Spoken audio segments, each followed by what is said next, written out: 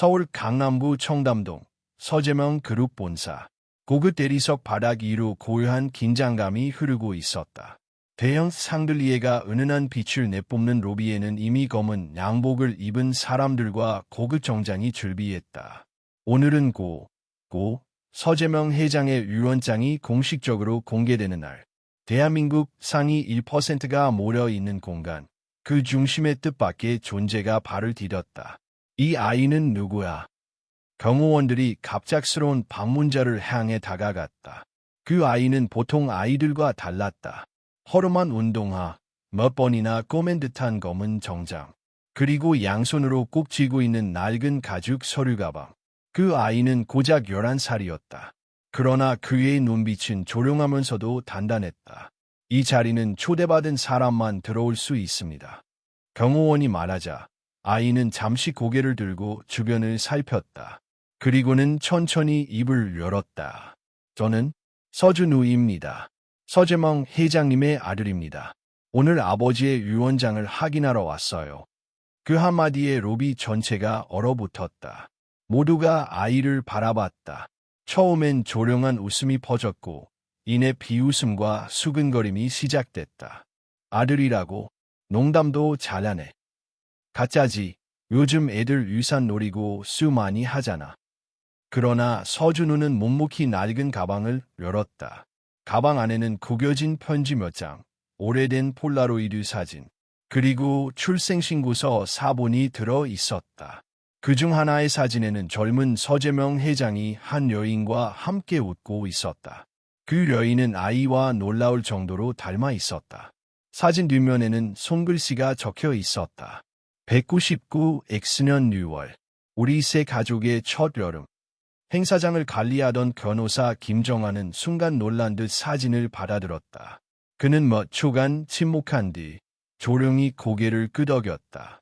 모두 조용히 해주십시오.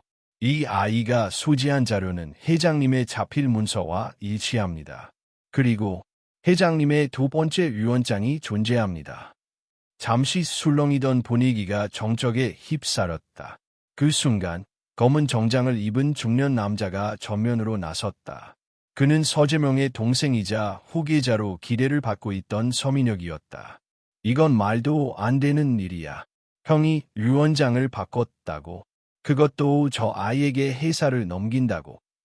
그의 본론은 진심이었다. 그에겐 모든 것이 준비되어 있었다. 언론, 이 사진, 경영권. 그런데 어디선가 나타난 아이 하나에 의해 모든 것이 무너질 수 있다니. 그러나 변호사는 두 번째 유언장을 꺼내어 낭독을 시작했다. 내용은 분명했다. 만약 서재명의 혈육이 공식적으로 등장한다면 그 자가 전체 자산의 60%와 대표권을 가지마. 나머지 40%는 동생인 서민혁에게 주어진다. 그 자가 바로 지금 눈앞에 있는 아이, 서준우라는 것이었다. 모든 시선이 그를 향했다. 누군가는 놀랐고, 누군가는 분노했고, 또 누군가는 연민을 느꼈다. 그러나 준우는 끝내 울지도 떨지도 않았다. 그는 단 한 번 아버지의 영정사진을 올려다보며 입을 열었다. 엄마는 돌아가셨어요. 아버지께선 남긴 건 이 사진들과 편지뿐이었지만 엄마는 마지막 순간까지 말했어요. 당당하게 가서 너의 자리를 되찾아라. 그래서 왔어요. 누구에게 인정받기 위해서가 아니라 제 자리를 찾기 위해서. 그 순간 로비의 조명이 더욱 밝게 빛났다. 그러나 그 어떤 조명보다도 더 강한 빛은 그 어린 소년의 눈동자에서 나오는 결의였다. 서재명 그룹 본사 로비의 공기는 무겁게 가라앉아 있었다. 준우의 말이 끝난 뒤에도 아무도 쉽게 입을 열지 못했다. 마치 어린아이의 한 문장이 수십 년간 쌓아온 질서를 흔들어 놓은 듯했다. 서민혁은 이를 악문 채 변호사 김정환을 노려보았다. 이건 인정할 수 없어. 형이 이런 결정을 했다는 걸 나는 믿지 않아. 그의 목소리는 낮았지만 분노로 떨리고 있었다. 김정환 변호사는 침착하게 안경을 고쳐 쓰며 말했다. 서민혁 이사님, 회장님께서는 이미 오래전부터 이 상황을 대비해 두셨습니다. 이 유언장은 공증을 거쳤고 법적으로 완전한 효력을 가집니다. 그럼 저 아이가 나타났다고 해서 내가 쌓은 모든 걸 내놓으라는 말입니까? 민혁의 눈빛은 준우를 향해 차갑게 굳어갔다. 11살짜리 아이가 이 회사를 대표한다고 대한민국이 그렇게 우습게 보이나? 주변 이사진과 임원들 사이에서 낮은 음성거림이 퍼졌다. 누군가는 고개를 끄덕였고 누군가는 고개를 돌렸다. 그들 대부분은 이미 마음을 정해둔 듯 보였다. 준우는 그 시선을 하나하나 느끼고 있었다. 사람들은 그를 사람이 아닌 변수로 보고 있었다. 통제되지 않은 위험, 계획 밖의 존재. 아이야. 민혁이 준우를 내려다보며 말했다. 내가 어떤 사연을 갖고 왔는지는 모르겠지만 여긴 내가 설 자리가 아니다. 지금이라도 돌아가면 필요한 만큼의 보상은 해주겠다. 그 말에 준우의 손이 살짝 떨렸다. 그러나 그는 고개를 숙이지 않았다. 저는 보상받으러 온 게 아닙니다. 준우는 천천히 고개를 들었다. 그리고 이 자리는 제가 만든 것도, 제가 원해서 생긴 것도 아닙니다. 아버지가 남기신 자리입니다. 민혁은 헛웃음을 쳤다. 아버지, 내가 그 단어를 쉽게 입에 올릴 자격이 있다고 생각하나? 순간 준우의 가슴 깊은 곳에서 무언가가 끌어올랐다. 그러나 그는 울지 않았다. 대신 가방에서 마지막 편지 한 장을 꺼냈다. 종이는 오래되어 가장자리가 닳아 있었다.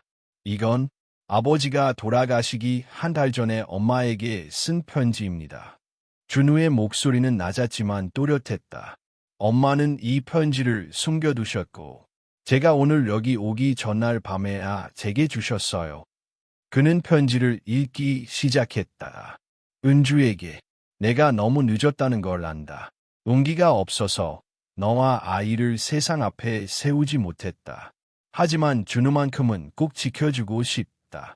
그 아이가 언젠가 나를 찾아온다면 그땐 절대 돌려보내지 말아달라. 로비는 다시 조용해졌다. 누군가는 숨을 삼켰고 누군가는 고개를 떨구었다. 민혁의 얼굴이 굳어졌다. 그는 그 글씨를 알고 있었다. 형의 글씨였다. 어릴 때부터 수없이 봐온 서재명의 필체였다. 그만. 민혁은 짧게 말했다. 이건 감정의 문제지 경영의 문제가 아니다. 그는 이 사진을 향해 몸을 돌렸다. 여러분도 알다시피 이 회사는 감정으로 운영되는 곳이 아닙니다. 이 아이가 회사를 대표하는 순간 주가는 폭락할 겁니다. 파트너들은 등을 돌릴 거고 언론은 우리를 조롱하겠죠. 그 말에 몇몇 임원들이 고개를 끄덕였다. 현실적인 계산이었다. 김정한 변호사가 입을 열었다. 그래서 회장님께서는 한 가지 조건을 추가하셨습니다. 모두의 시선이 그에게 쏠렸다. 서준우 군은 즉시 대표이사직을 수행하지 않습니다. 법적 후견 체제 하에 두고 경영은 기존 이사회가 유지합니다. 다만 모든 주요 결정에는 서준우 군의 서명이 필요합니다. 민혁의 눈이 커졌다. 결정권은 아이에게 있다는 말이군요. 그렇습니다. 그 순간 준우는 처음으로 이 자리가 단순히 아버지의 아들이라는 이유만으로 주어진 것이 아니라는 걸 느꼈다. 이 자리는 시험이었다. 도망칠 수도 숨을 수도 없는 자리. 민혁은 잠시 아무 말도 하지 않았다. 그러다 천천히 고개를 끄덕였다. 좋아. 그럼 지켜보지. 이 아이가 얼마나 오래 버티는지. 그의 시선이 준우를 향했다. 그 안에는 분명한 경고가 담겨 있었다. 준우라고 했지. 네. 이 세계는 내가 생각하는 것보다 훨씬 잔인하다. 한번 발을 들이면 다시는 예전으로 돌아갈 수 없어. 준우는 조용히 대답했다. 저는 이미 돌아갈 곳이 없습니다. 그 말에 민혁은 잠시 말을 잃었다. 그리고 처음으로 그 아이를 다시 보았다. 그날 밤 준우는 본사 뒤편의 작은 회의실에서 홀로 창밖을 바라보고 있었다. 청담동의 불빛은 화려했지만 그 안에서 그는 여전히 혼자였다. 엄마의 목소리가 귓가에 스쳤다. 무서워도 도망치지 마. 내가 틀리지 않았다면 언젠가는 사람들이 알아볼 거야. 준우는 주먹을 살짝 쥐었다. 이제 시작이었다. 그 누구도 환영하지 않는 자리에서 그는 스스로를 증명해야 했다. 회의실 문이 닫히자 공기는 한층 더 무거워졌다. 로비에서의 소란은 끝났지만 진짜 싸움은 이제부터였다. 긴 타원형 테이블 위에 놓인 서류 더미와 검은 가죽 폴더가 그 사실을 말해주고 있었다. 김정한 변호사는 테이블 중앙에 서서 조심스럽게 두 번째 폴더를 열었다. 지금부터 공개되는 문서는 회장님께서 생전에 가장 마지막으로 작성하신 유언의 부속 문서입니다. 그의 목소리는 차분했지만 손끝에는 미세한 긴장이 실려 있었다. 서민혁은 의자에 깊게 몸을 묻은 채 팔짱을 끼고 있었다.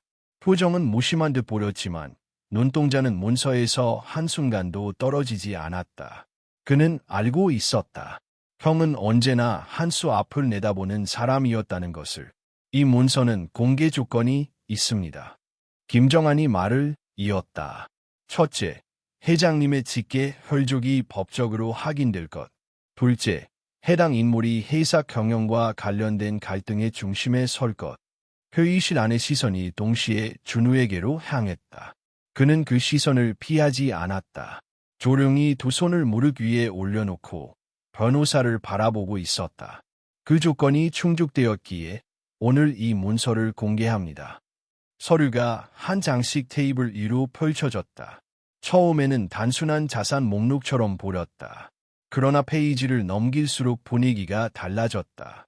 이 문서는 단순한 유언이 아닙니다. 김정한의 목소리가 낮아졌다. 회장님 개인의 판단과 우려가 담긴 기록입니다. 그는 한 문장을 또렷하게 읽었다. 내가 떠난 뒤 이 회사는 아이의 이름을 빌린 어른들의 싸움터가 될 것이다.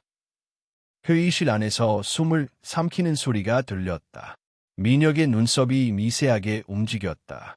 준우가 이 자리에 서게 된다면 그 아이는 보호가 아니라 검증을 받게 될 것이다. 준우는 그 문장을 듣는 순간 가슴이 조여오는 느낌을 받았다. 아버지는 알고 있었다. 자신이 이 자리에 서는 순간 세상이 어떻게 변할지를. 그러나 나는 그 아이가 도망치지 않을 것이라 믿는다. 민혁은 고개를 돌렸다. 창밖의 회색 하늘이 그의 시야에 들어왔다. 그는 문득 형과 마지막으로 나눴던 대화를 떠올렸다. 민혁아, 만약 내가 틀렸다면. 그때 그는 대답하지 않았다. 듣고 싶지 않았기 때문이다. 김정한은 다음 페이지를 넘겼다. 여기에는 경영권과 관련된 구체적인 장치가 명시되어 있습니다. 서준우 군이 미성년자인 동안 회사는 기준 이사의 체제를 유지한다. 그러나 다음 세 가지 사안에 대해서는 반드시 서준우 군의 서면 동의를 받는다. 그는 손가락으로 항목을 짚었다. 첫째, 기럴사 매각. 둘째, 대규모 구조조정. 셋째, 외부 자본의 경영 개입. 회의실이 술렁였다. 그것은 단순한 상징적 권한이 아니었다. 회사의 심장부를 건드릴 수 있는 권한이었다. 말도 안 돼. 민혁이 처음으로 낮게 중얼거렸다. 아이 하나에게 회사의 생사를 지어주겠다고. 김정한은 고개를 끄덕였다. 회장님의 판단입니다. 그 순간 준우는 자신이 더 이상 보호받는 아이가 아니라는 걸 깨달았다. 아버지는 그를 방패 뒤에 숨기지 않았다. 대신 전장 한가운데로 밀어넣었다.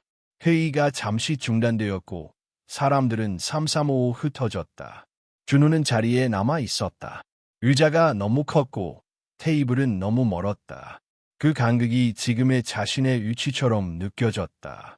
잠시 후 민혁이 다가왔다. 그는 준우 앞에 서서 한참 동안 아무 말도 하지 않았다. 그리고 조용히 입을 열었다. 형은 늘 이런 식이었어. 사람을 시험대에 올려놓고 그 사람이 버틸 수 있을지 지켜보지. 준우는 고개를 들었다. 삼촌은 아버지를 미워하셨어. 민혁은 잠시 웃었다. 웃음이라기보다는 숨이 새어나온 소리였다. 미워했다기보다는 늘 비교당했지. 형은 완벽했고 나는 언제나 그 다음이었다. 그는 한 발짝 물러섰다. 그래서 더 인정할 수 없었던 거다. 형이 남긴 마지막 선택을. 준우는 그 말의 의미를 완전히 이해할 수는 없었다. 그러나 한 가지는 분명했다. 이 싸움은 단순한 유산 분쟁이 아니었다. 수십 년간 쌓아온 감정과 실패, 후회가 뒤엉킨 전쟁이었다. 그날 저녁, 준우는 임시로 마련된 숙소로 향했다. 넓은 방, 정갈한 침대, 창밖으로 보이는 한강의 불빛, 모든 것이 낯설었다. 그는 가방에서 아버지의 편지 한 장을 다시 꺼냈다. 글씨는 단정했지만 문장 사이사이에 망설임이 묻어 있었다. 준우라, 내가 이 글을 읽고 있다면 아빠는 이미 곁에 없겠지. 미안하다. 아빠는 너를 지키기보다는 너를 믿는 쪽을 택했다. 준우는 편지를 접었다. 믿음. 그 단어가 유난히 무겁게 느껴졌다. 그는 창가에 서서 도시의 불빛을 바라보았다. 아직 아무것도 시작되지 않았다. 그러나 이미 되돌릴 수는 없었다. 준우는 조용히 중얼거렸다. 아버지, 제가 틀리지 않았다는 걸 증명해 볼게요. 그날 밤, 서울은 잠들지 않았다. 그리고 한 아이의 삶은 완전히 다른 방향으로 움직이기 시작했다. 서울 청담동, 서재명 회장이 생전에 살았던 고급주택은 도시 한복판에 있지만 이상하게도 옛날 섬처럼 느껴졌다. 흰 벽돌과 검은 철제 대문, 깔끔하게 정돈된 정원, 그리고 대리석 복도 위로 울리는 준우의 발소리는 작지만 선명했다. 집 안은 고요했다. 마치 오랫동안 사람이 살지 않은 듯 모든 것이 정지된 느낌이었다. 그러나 먼지 한 톨 없이 정돈된 상태는 오히려 이 집이 끊임없이 누군가의 손에 의해 관리되어 왔음을 말해주고 있었다. 준우는 조심스럽게 거실을 지나 자신의 방으로 안내받았다. 도우미가 문을 열자 햇빛이 부드럽게 방 안을 비추었다. 그 순간 준우는 숨을 멈췄다. 방 안은 그가 상상조차 하지 못한 풍경이었다. 하늘색 벽지에 별무늬가 그려져 있었고 창가 옆에는 아직 비닐도 벗기지 않은 작은 자전거 한 대가 놓여 있었다. 책장은 동화책과 장난감들로 채워져 있었고 침대 위에는 준우라는 이름이 새겨진 작은 쿠션이 정돈되어 있었다. 그는 한참 동안 아무 말도 하지 못했다. 자신이 한 번도 와본 적 없는 방, 그러나 누군가 자신을 기다리며 준비해 놓은 공간이었다. 이 방은 회장님께서 손수 꾸미셨습니다.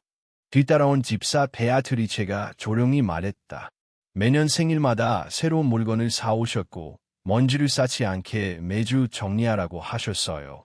언젠가는 아이가 돌아올 거라고 하시면서요.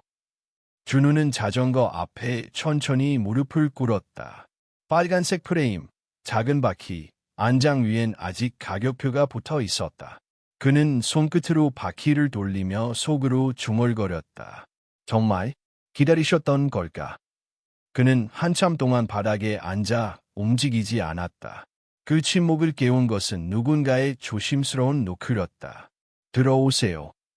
문이 열리자 차분하고 단정한 여성이 들어왔다. 안녕하세요, 서준우 군. 저는 윤혜진입니다. 앞으로 당신을 보좌하게 될 실장입니다. 그녀는 예의 바른 미소를 지으며 머리를 숙였다. 준우는 자리에서 일어나 어색하게 고개를 숙였다. 네, 잘 부탁드립니다. 혜진은 책상 위에 놓인 몇 개의 편지 봉투를 손에 들었다.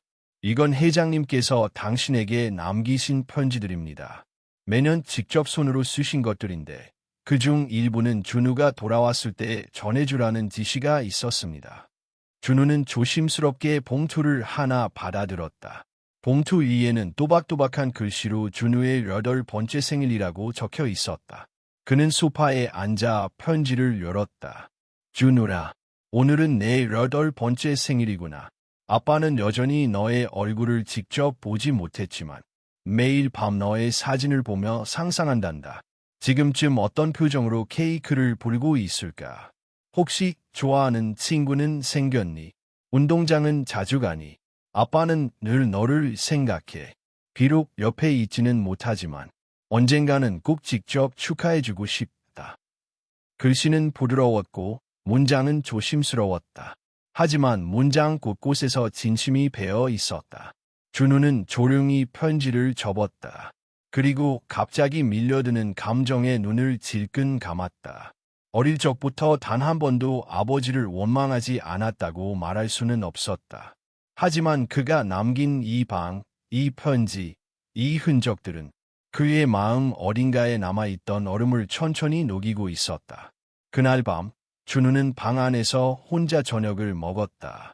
윤혜진은 옆에서 식사를 지켜보며 조용히 말했다. 이 집에는 당신을 진심으로 기다려온 사람들이 있습니다. 회장님만이 아니라 저 럭시도 그 아이가 돌아오길 바라고 있었어. 준우는 고개를 들었다. 그녀의 눈동자에는 어떤 이해할 수 없는 따뜻함이 담겨 있었다. 그는 물었다. 에휴, 저를 알지도 못하시잖아요. 혜진은 미소 지었다. 맞아요. 하지만 회장님이 마지막까지 지키고 싶어 한 존재였어요.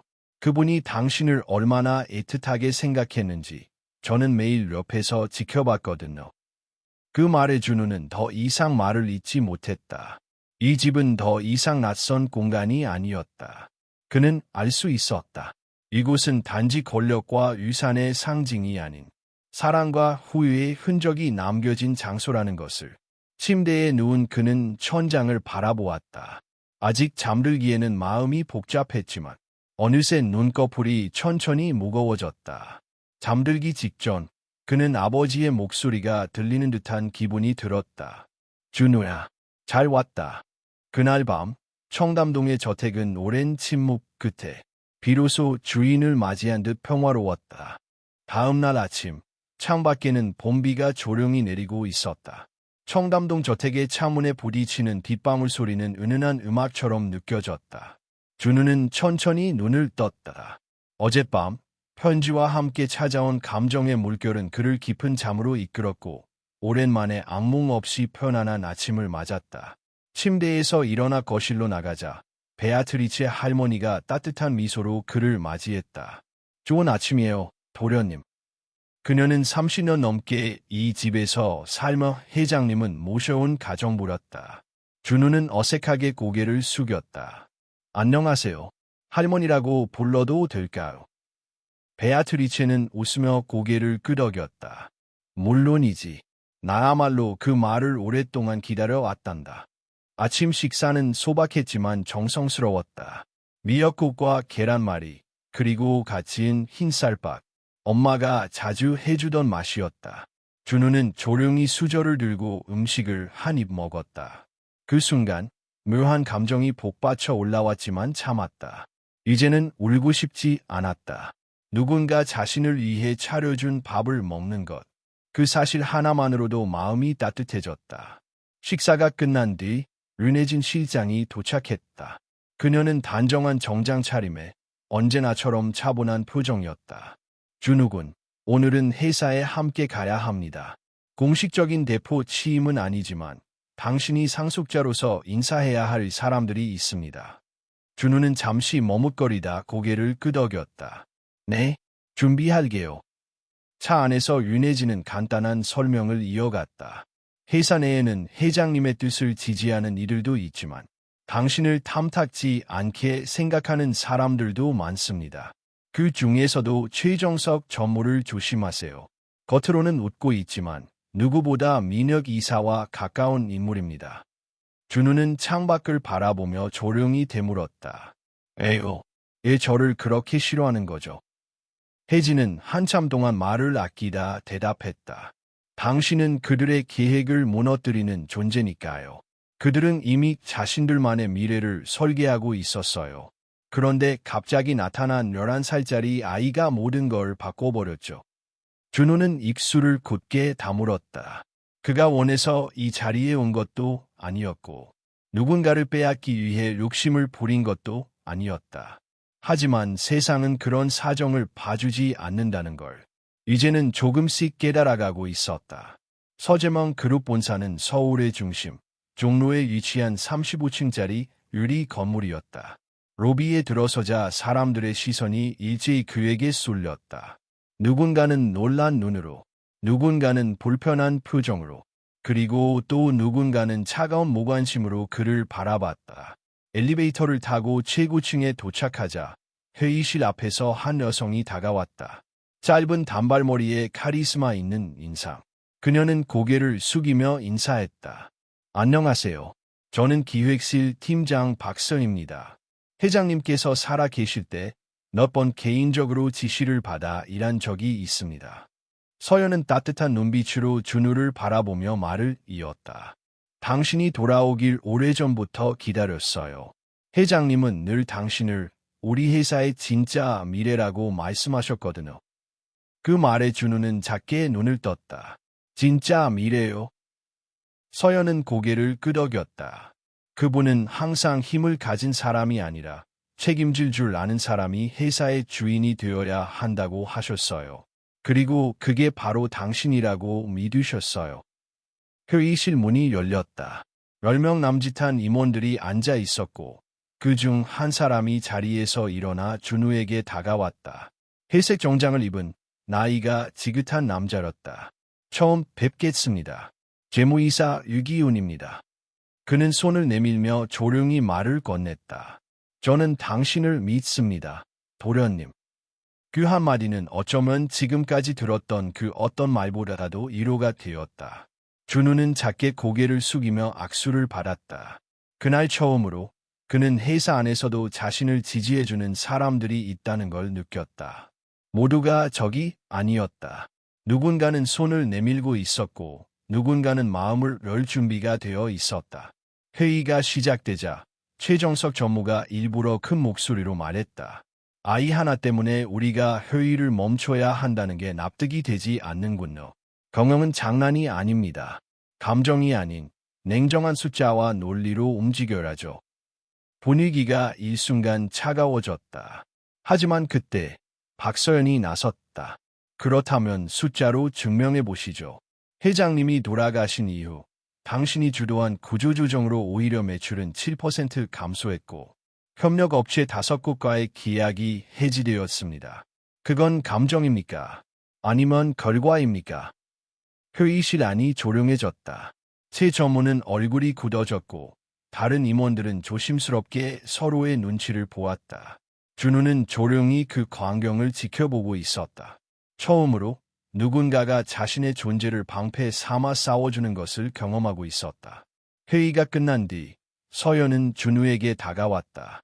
오늘 당신은 아무 말도 하지 않았지만 당신이 여기에 있다는 사실만으로도 어떤 이들에게는 경고가 됩니다.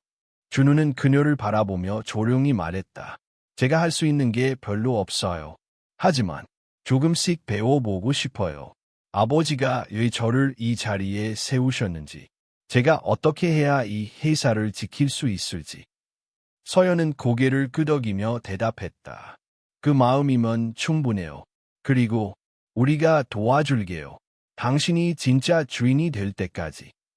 그날 저녁 회사에서 돌아온 준우는 처음으로 책상에 앉아 서재명 그룹의 구조도를 펼쳤다. 아직은 낯설고 어렵기만 한 숫자와 용어들. 하지만 그는 포기하지 않았다. 누군가 손을 내밀어준다면 그 손을 잡고 끝까지 가볼 작정이었다. 그리고 그는 알게 되었다. 이 세상에는 싸움만 있는 것이 아니라 함께 걷는 사람들도 있다는 것을. 며칠이 지나고 서재명 그룹의 상황은 빠르게 요동치기 시작했다. 언론은 연일 11살 상속자에 대해 떠들어댔고 뉴스 헤드라인에는 한국 재벌의 새로운 얼굴, 아이가 기업을 지배한다면 같은 자극적인 문구가 넘쳐났다. 대중의 반응은 극단적으로 나뉘었다. 누군가는 감동적인 이야기라며 지지했고 누군가는 위험한 장난이라며 조롱했다.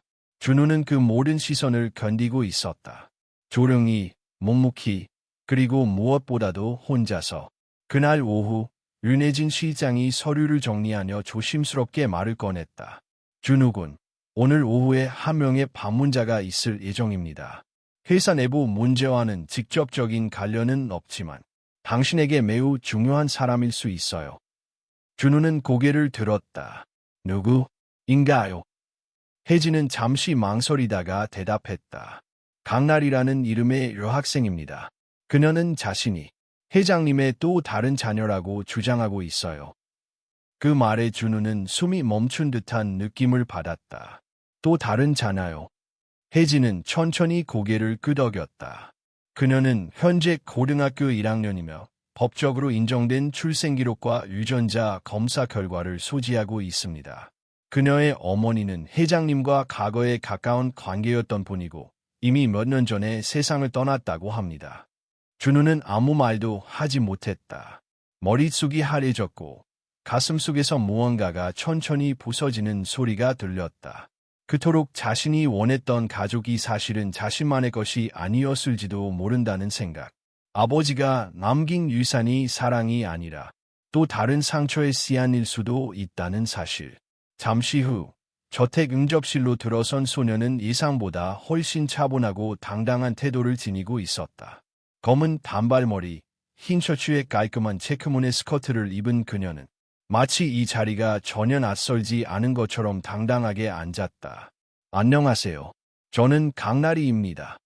그녀는 준우에게 고개를 숙여 인사했다. 준우는 잠시 말을 잇지 못했다. 그녀의 눈에는 슬픔도 분노도 없었다. 다만 깊은 피로와 단념이 깃들어 있었다. 저는 그냥 당신을 한번 보고 싶었어요. 나리는 조용히 말했다. 아버지를 직접 본 적은 없어요. 어릴 적 사진 한 장 남아있지 않았고 엄마는 끝까지 그 사람은 내 인생에 필요 없는 존재라고 말했어요. 그런데 이제 와서 준우는 입술을 깨물며 물었다. 이제 와서 나타난 이유가 뭐예요? 나리는 고개를 돌려 창밖을 바라보았다. 사실 처음엔 유산 때문이었어요. 엄마가 세상을 떠난 뒤 저는 보호시설에서 지냈고 세상은 참 잔인했어요. 그러다 우연히 기사에서 당신을 봤고 이름도 얼굴도 너무 낯설어서 그냥 궁금했어. 그녀는 고개를 돌려 준우를 바라보았다. 당신은 행복했나요? 그 질문은 예상치 못한 것이었다. 준우는 대답하지 못했다. 행복. 그 단어는 어쩌면 그의 삶에서 가장 멀리 떨어져 있던 것이었다. 모르겠어요. 준우는 솔직하게 말했다. 엄마는 항상 절 지켜줬어요. 하지만 아버지는 그 사람은 언제나 없는 사람이었어요. 나리는 작게 웃었다. 그럼 우리 둘 다 같은 사람이네요. 같은 아버지를 두었지만 서로 다른 방식으로 버림받은. 그 말에 준우는 다시 가슴속 어딘가가 무너지는 느낌을 받았다. 그동안 쌓아온 모든 감정이 흐트러지는 순간이었다. 자신이 이 집에서 발견한 온기들이 진짜였는지 혹은 또 다른 환상에 불과했는지 혼란스러웠다. 그럼 이제 어떻게 하고 싶어요? 준우가 물었다. 회사를 원해요. 유산을 원해요? 나리는 천천히 고개를 저었다. 아니요. 저는 그런 거에 관심 없어요.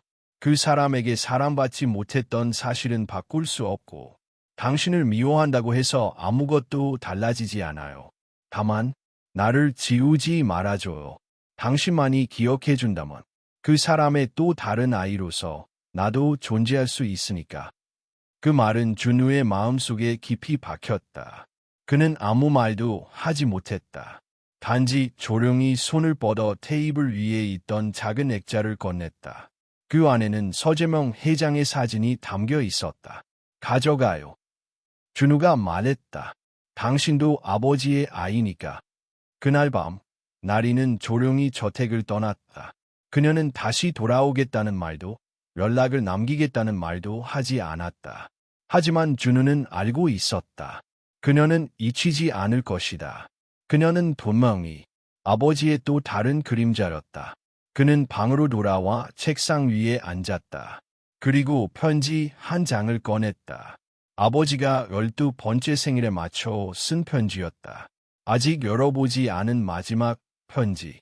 준우라, 사랑이라는 건 때때로 너무 늦게 도착한다. 그걸 알면서도 나는 너에게 다가가지 못했다. 미안하다. 정말 미안하다. 그는 그 문장을 천천히 되뇌었다. 그리고 처음으로 아버지를 완전히 용서하고 싶다고 느꼈다. 왜냐하면 지금 자신처럼 용서받지 못한 또 한 명의 아이가 있다는 걸 알게 되었기 때문이었다. 준우는 조용히 창밖을 바라보며 중얼거렸다. 나리야, 넌 지워지지 않을 거야. 그날 밤, 그는 혼자가 아니었다. 비록 어색하고 불완전한 가족이었지만 서로가 서로의 존재를 인정하는 순간 그들은 처음으로 연결된 사람들이 되었다. 서재먼 그룹의 본사에는 다시 긴장감이 감돌기 시작했다. 준우가 그룹의 상속자로 공식 등장한 이후 언론은 하루가 멀다 하고 새로운 이야깃거리를 만들어냈고 회사 내부에서도 변화의 기류가 서서히 움직이고 있었다.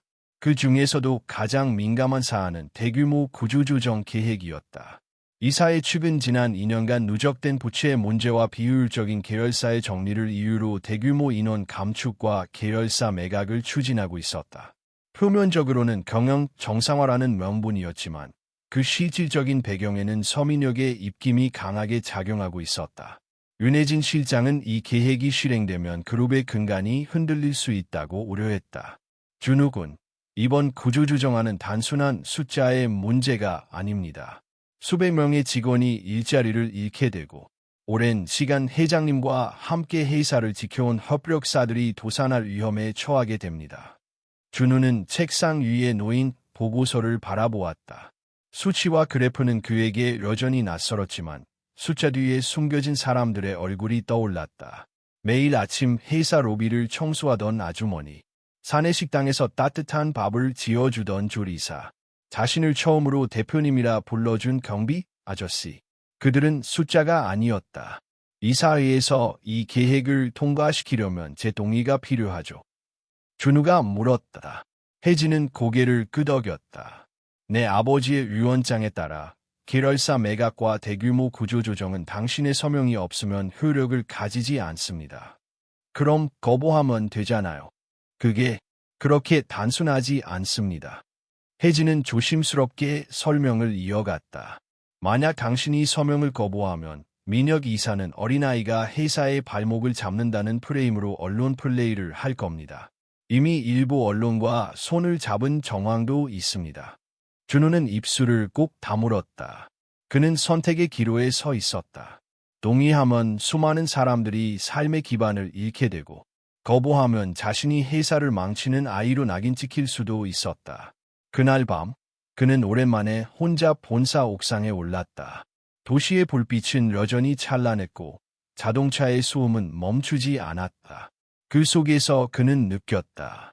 이 자리는 단순한 상속이 아니라 매 순간을 스스로 선택해야 하는 싸움이었다. 그 순간 옥상 문이 열리고 누군가 다가왔다. 박서연 팀장이었다. 여기 있었군요. 그녀는 조용히 옆에 섰다. 어려운 결정을 앞두고 있다는 걸 알아요. 준우는 고개를 끄덕였다. 제가 뭘 선택하든 누군가는 다치게 되겠죠. 서연은 잠시 침묵하다가 입을 열었다. 회장님께서 제게 마지막으로 남긴 말이 있어요. 준우에게 정답을 강요하지 마라. 그 아이는 자기가 옳다고 믿는 방향으로 걸을 수 있는 아이다. 그 말은 묘하게 마음을 흔들었다. 아버지가 남긴 수많은 편지 중에 없었던 어떤 믿음의 문장이었다. 제가 옳다고 믿는 방향. 준우는 작게 중얼거렸다. 다음 날 아침, 이사회 회의실은 차가운 긴장으로 가득 차 있었다. 서민혁은 회색 정장을 입고 중앙에 앉아 있었고 옆자리에는 최정석 전무가 회의 자료를 정리하고 있었다. 자, 그럼 시작하시죠. 민혁은 단호하게 말했다. 현재 재무 상황을 고려했을 때 이 구조조정은 선택이 아닌 필수입니다. 준우군, 결정을 내려주길 바랍니다. 모든 시선이 준우에게 쏠렸다. 그는 잠시 서류를 내려놓고 고개를 들었다. 이 계획을 받아들이면 회사는 당장은 버틸 수 있겠죠. 하지만 저는 이 회사가 어떤 회사였는지도 기억하고 있어요. 사람들이 믿고 함께했던 회사였어요. 저는 그 회사를 지키고 싶습니다. 최 전무가 냉수적으로 말했다. 그럼 어떻게 하겠다는 겁니까? 아무것도 하지 말자는 건가요? 아니요. 준우는 또렷하게 말했다. 대신 저는 새로운 방향을 제안합니다. 계열사 매각 대신 부진한 부서를 교류 프로그램과 기술 전환으로 살려내는 방식, 그리고 고위 임원들의 급여를 일시적으로 삭감하는 방안을 포함합니다. 회의실이 술렁였다. 그 안건은 전례가 없는 것이었고 동시에 기득권에게는 가장 불편한 제안이었다. 민혁은 날카롭게 물었다. 이게 누구 아이디어지? 당신이 이걸 혼자 생각했을 리는 없잖아. 제 생각입니다. 하지만 저는 도움을 받았고 그게 뭐가 문제죠? 리더는 혼자 다 하지 않습니다. 중요한 건 방향을 선택하는 사람이 누군가입니다. 그 대답에 회의실 안은 조용해졌다. 민혁은 더 이상 말을 잇지 못했다. 그의 눈에는 처음으로 아이가 아닌 상대로서의 서준우가 보이기 시작했다. 투표는 예상과 달리 팽팽하게 나뉘었다. 그리고 마지막 표는 유기훈 이사가 행사했다. 그는 조용히 손을 들어 올리며 말했다. 나는 대표의 판단을 믿겠습니다. 찬성 5표, 반대 4표. 서준우에 대한 안건이 통과되었다. 회의가 끝난 뒤 민혁은 천천히 자리에서 일어났다. 그리고 준우를 바라보며 말했다. 넌 생각보다 오래 버티는군. 준우는 작게 대답했다. 버티는 게 아니라 제가 지켜야 할 게 있으니까요. 그날 저녁 회사 전체 메일함에는 새로운 공지가 올라왔다. 청소년 대표의 구조조정 거부 및 대한 제안 통과. 그 제목은 빠르게 사회 전반에 퍼졌고 준우는 다시금 언론의 중심에 서게 되었다. 하지만 이번에는 달랐다. 비난과 조롱 대신 사람을 지키는 경영, 가치 있는 결정이라는 응원의 목소리가 생겨나고 있었다. 준우는 처음으로 느꼈다. 자신의 선택이 누군가에게 힘이 될 수 있다는 것을. 그리고 그 힘은 돈이 아닌 믿음에서 온다는 것을. 서준우의 대안안이 이사회에서 극적으로 통과된 이후 그룹 내부에는 예상보다 빠르게 변화의 바람이 불기 시작했다. 중간 관리자들 사이에서는 대표가 우리 이야기를 들었다는 긍정적 분위기가 확산되었고 협력사들 역시 안정적인 계약 지속에 안도감을 표했다. 하지만 내부에서는 전혀 다른 움직임이 나타나고 있었다. 주요 언론 일부가 서준우를 겨냥한 보도를 내기 시작했다. 상속자의 정체, 정말 진실인가? 11살의 결정이 회사를 망칠 수도 있다는 식의 자극적인 제목이 인터넷 포털 메인에 올라왔다. 기사를 클릭해보면 하나같이 정체불명의 익명 제보자들로부터 나온 불확실한 정보들을 바탕으로 작성된 기사였다. 윤혜진 실장은 해당 언론들이 모두 특정 인물과 연계되어 있다는 사실을 바로 파악했다. 서민혁 이사 측에서 움직이기 시작했어요. 이건 단순한 반발이 아니라 본격적인 공격입니다. 준우는 책상 위에 놓인 기사들을 천천히 넘기며 물었다. 이런 기사들이 실제로 회사에 큰 영향을 줄까요? 혜진은 고개를 끄덕였다. 물론입니다. 투자자들은 불안을 가장 먼저 반응하니까요. 특히 이번 주에 예정된 정기 주주총회는 아주 중요해요. 민혁 이사가 주주들 설득에 성공한다면 그는 이사회의 구조를 바꾸려 할 겁니다. 주총에서 저를 끌어내릴 수도 있어요. 직접 끌어내리기는 어렵지만 당신의 법적 권한을 무력화시킬 수 있는 구조로 바꿀 수는 있습니다. 이사의 구성을 확대하거나 비상경영 체제로 전환하는 식으로. 준우는 생각에 잠겼다. 법적으로 보호받는 위치에 있다는 사실이 더 이상 방패가 되어주지 못할 수도 있다는 걸 그는 깨닫고 있었다. 며칠 후 익명의 제보자가 한 방송 프로그램에 출연해 서준우는 회장의 친자가 아닐 가능성이 높다는 발언을 하며 여론은 걷잡을 수 없이 흘러가기 시작했다. 인터넷 커뮤니티에는 준우의 출생과 과거, 어머니에 대한 무분별한 추측들이 넘쳐났고 심지어 일부 학교 친구들의 증언이라면 알조된 이야기들도 퍼졌다. 준우는 자신의 이름이 검색어 1위에 오른 걸 보며 말없이 화면을 껐다. 이건 사람을 부숴버리는 방식이네요. 박서연 팀장은 이를 갈았다. 이건 명백한 인격살인입니다. 이대로 두면 안 됩니다. 혜진은 조용히 고개를 끄덕였다. 대응하겠습니다. 민형사상 법적 절차를 밟고 필요하다면 회장님의 생전 메모와 유전자 검사를 공식적으로 공개할 수도 있어요. 하지만 준우는 잠시 생각에 잠긴 뒤 고개를 저었다. 그렇게 되면 아버지의 사생활까지 모두 드러나겠죠. 그리고 또 누군가 상처를 입게 될 거예요. 특히 나리 누나. 그는 이미 알고 있었다. 강나리 역시 자신처럼 이 소룡돌이 속에서 언제든지 상처받을 수 있는 존재라는 것을. 그날 저녁 준우는 아버지의 서재를 찾았다.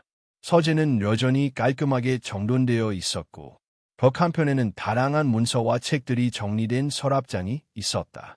그는 조심스럽게 한 서랍을 열었다. 그 안에는 회장님의 자필 메모들이 담긴 노트가 정리되어 있었고 그중 하나의 페이지에 눈이 멈췄다. 민혁은 회사에 집착하고 있다. 그에게 필요한 건 사랑이었지만 나는 회사만을 남겼다. 준우에게 물려주는 것은 유산이 아니라 과거에 대한 책임이다. 그 문장을 읽는 순간 준우는 아버지의 복잡한 감정을 처음으로 이해할 수 있을 것 같았다. 모든 것을 가진 듯 보였던 사람의 내면에도 후회가 고통, 그리고 고독이 자리하고 있었다. 다음 날 아침, 회사 앞에는 취재진이 몰려들었다. 카메라 플래시, 마이크, 고성. 그 혼란 속에서 준우는 조용히 회사에 들어섰고 정문 앞에서 마주친 민혁은 의미심장한 미소를 지으며 말했다. 이런 세상이 처음이지. 사람들이 널 얼마나 빨리 무너뜨리는지 이제 알겠니? 준우는 눈을 마주하며 단호히 대답했다. 이건 무너지는 게 아니라 단단해지는 과정입니다. 민혁은 잠시 말을 잇지 못했다. 그 아이의 눈빛에는 두려움이 없었다. 분명히 처음과는 달라져 있었다. 그날 오후 임시 주주총회가 열렸다. 수많은 주주들이 참석했고 민혁 측은 경영 안정성을 이유로 이사회의 권한 확대와 비상경영체제 전환 안건을 상정했다. 준우는 회의장 중앙에 앉아 있었다. 많은 시선이 그를 의식했지만 그는 당당하게 자리에서 일어났다. 저는 서재명 회장님의 아들 서준우입니다. 법적 상속자이며 그룹의 대표 권한을 가지고 있습니다. 지금 여러분 앞에 서 있는 이유는 이 회사를 다시 사람들이 자랑스러워할 수 있는 회사로 만들고 싶기 때문입니다. 몇몇 주주들은 놀란 듯 그를 바라보았고 누군가는 조용히 박수를 쳤다. 저는 두렵지 않습니다. 왜냐하면 저 혼자가 아니니까요. 그 말과 함께 스크린에는 최근 진행된 교류 프로그램, 구조조정 없는 회생 사례, 그리고 협력사들의 지지 서명이 공개되었다. 분위기는 점차 달라졌다. 더 이상 아이라는 단어는 중심에 없었다. 사람들은 그의 행보를 결정으로 받아들이기 시작했고 그의 진심은 조용하지만 분명히 전달되고 있었다. 주주총회 투표 결과는 비상경영체제 전환안 부결, 서민혁의 전략은 좌초되었고 준우는 다시금 자신의 자리를 지켜냈다. 하지만 그는 알고 있었다. 싸움은 끝난 것이 아니었다. 이제야 겨우 진짜 싸움의 입구에 도달한 것일 뿐이었다. 주주총회가 끝난 이후 서재명 그룹 내부는 단기적인 안정을 되찾은 듯 보였다. 구조조정 대신 대한 프로그램이 착실히 시행되었고 주요 계열사의 실적도 예상보다 빠르게 회복세를 보이기 시작했다. 임직원들은 조심스럽게 대표님이라는 호칭을 입에 붙이기 시작했고 심지어 몇몇 언론은 11살 경영자라는 타이틀 대신 최연소 리더라는 표현을 사용하기 시작했다. 그러나 겉으로 평온해진 이 시간은 폭풍 전의 고요에 불과했다. 서민혁은 패배를 결코 받아들일 인물이 아니었다. 그는 곧바로 새로운 길을 모색하기 시작했고 그 핵심에는 한 인물이 있었다. 바로 강나리. 서민혁은 나리를 은밀히 접촉해 너도 아버지의 자식이라면 마땅히 유산을 받을 자격이 있다는 명분을 내세우며 설득을 시도했다. 준우가 모든 걸 가질 이유는 없어. 그는 회장님의 유언장을 독점했고 너는 존재조차 인정받지 못했잖아. 나리는 처음엔 침묵했지만 그의 말에 완전히 등을 돌리지도 못했다. 민혁은 그녀의 어머니가 생전에 겪었던 경제적 고통과 세상으로부터의 외면을 들먹이며 죄책감을 자극했다. 너는 아버지에게 버림받은 게 아니야. 숨겨진 거야. 그리고 지금 너는 그 진실을 세상에 꺼낼 권리가 있어. 며칠 후 류내진 실장은 조용히 준우에게 보고했다. 강나리 양이 변호사를 선임했어요. 유산 분할 청구 소송을 준비 중이라는 말이 법조계에서 돌고 있습니다. 준우는 아무 말도 하지 않았다. 하지만 깊은 혼란이 그의 눈빛에 어리기 시작했다. 그럴 리 없어요. 나리 누나는 그걸 원하지 않았어요. 혜진은 조심스럽게 덧붙였다. 사람의 마음은 상황에 따라 변합니다. 특히 상처가 깊을수록 그 변화는 더욱 갑작스럽고 날카로울 수 있어요. 그날 저녁, 준우는 나리에게 직접 연락을 시도했다. 여러 번 벨이 울리고 마침내 수화기 너머에서 조용한 목소리가 들려왔다. 오랜만이네. 나리의 목소리는 여전히 차분했지만 어딘가 단단해져 있었다. 누나, 정말이에요? 유산소송을 하려는 거예요. 잠시 정적이 흘렀고 나리는 천천히 대답했다. 나는 내 적이 아니야, 준우나. 하지만 내 존재를 부정당하고 싶지도 않아. 누나, 나는 단 한 번도 누나를 부정한 적 없어요. 아버지가 돌아가신 날 이후 나는 누나를 가족으로 받아들이고 싶었어요.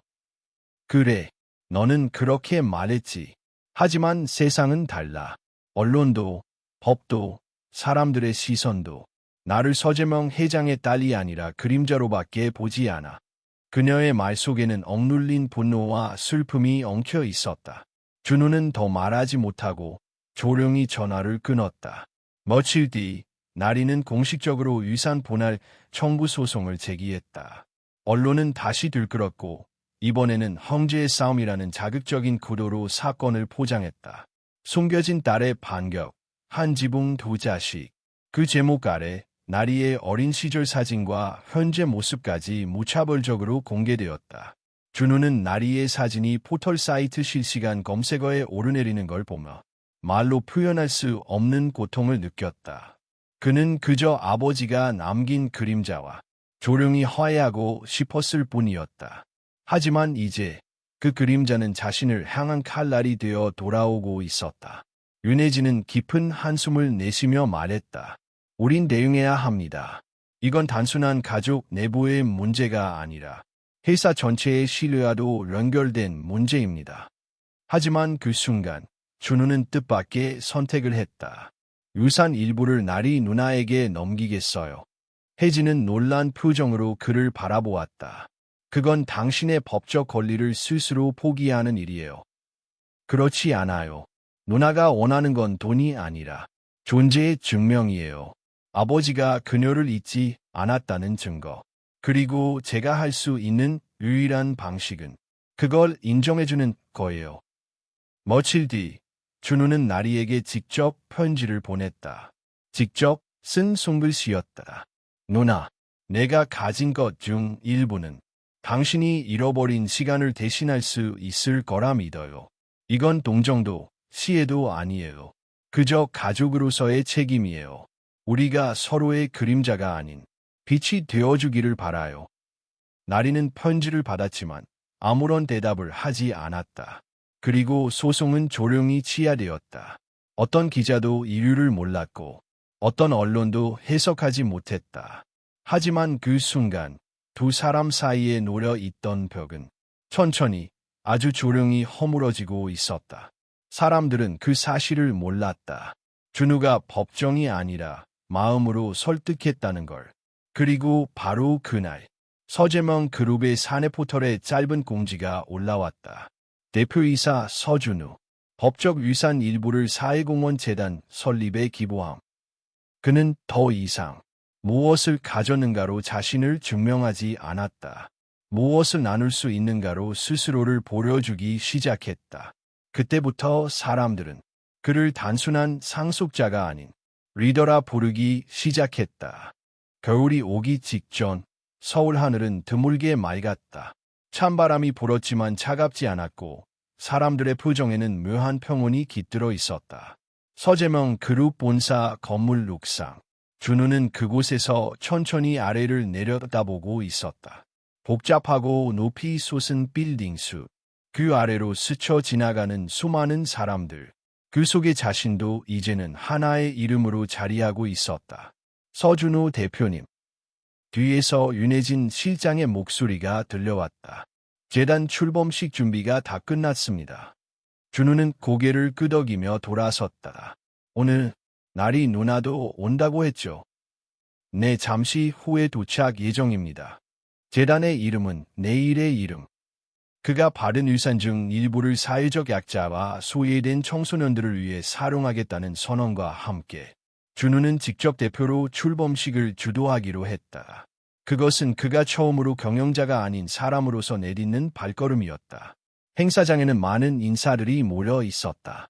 언론, 정치인, 기업 대표들, 그리고 그룹 내부 직원들까지. 하지만 그 누구보다도 조용히 주목받은 인물은 행사장 구석에 조용히 앉아있는 한 여학생, 강날이었다. 준우는 무대 위에서 마이크를 들었다. 그의 키보다 큰 단상 앞에 섰지만 그의 목소리는 그 어느 때보다도 또렷했다. 안녕하세요. 저는 서준우입니다. 많은 분들이 저를 상속자라고 부르지만 오늘 이 자리에서는 다른 이름을 가지고 서고 싶습니다. 저는 오늘 저의 이름으로 누군가의 내일을 지키고 싶습니다. 사람들은 조용히 숨을 죽이고 그의 말을 들었다. 저는 11살입니다. 어른이 되기에는 아직 멀었고 세상을 다 알지도 못합니다. 하지만 저는 분명히 압니다. 어떤 결정은 나이와 상관없이 해야 한다는 거로. 그는 단상 아래 객석 어딘가를 바라보며 말을 이었다. 사람은 모두 누군가의 그림자에서 태어납니다. 누군가는 그 그림자에 눌려 사라지고 누군가는 그 그림자를 넘어서 자신만의 빛을 만들어갑니다. 저는 제 그림자를 사랑하고 싶습니다. 잠시 멈춘 후 준우는 덧붙였다. 오늘 이 재단은 그 사랑의 시작입니다. 누군가의 상처가 또 다른 누군가의 희망이 될 수 있도록 우리가 함께 만들어가는 내일이 지금보다 조금 더 따뜻하길 바랍니다.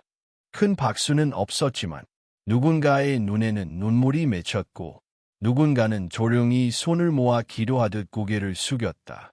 행사 후 준우는 조용히 나리에게 다가갔다. 누나, 아줘서 고마워. 나리는 고개를 끄덕이며 작은 미소를 지었다. 이제야 알겠어. 애 아버지가 너를 선택했는지. 나도 이제야 알아요. 아버지가 나를 믿었다는 게 얼마나 무거운 일이었는지. 두 사람은 한동안 말없이 서 있었다. 그 침묵은 어색하지 않았고 어디서부터 서로의 이야기를 이어갈지 고민하는 열일 같은 것이었다. 우리 자주 보자.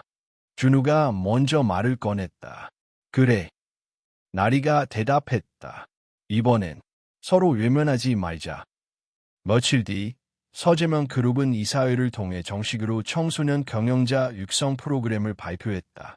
이사회는 만장일치로 준우의 제안을 승인했고 그룹의 일부 수익은 매년 청소년 사회혁신 사업에 투자되기로 결정되었다. 언론은 이 변화를 파격이라 표현했지만 회사 내부에서는 누구도 놀라지 않았다. 그들은 이미 알고 있었다.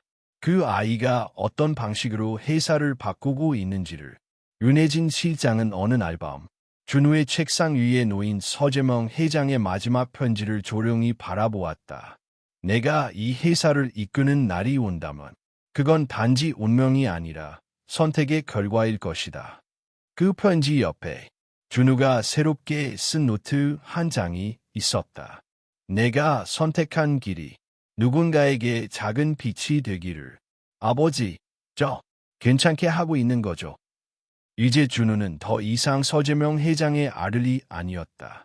그는 자신의 이름으로, 자신의 방식으로 내일을 만들어가는 사람으로 한 걸음씩 걷고 있었다.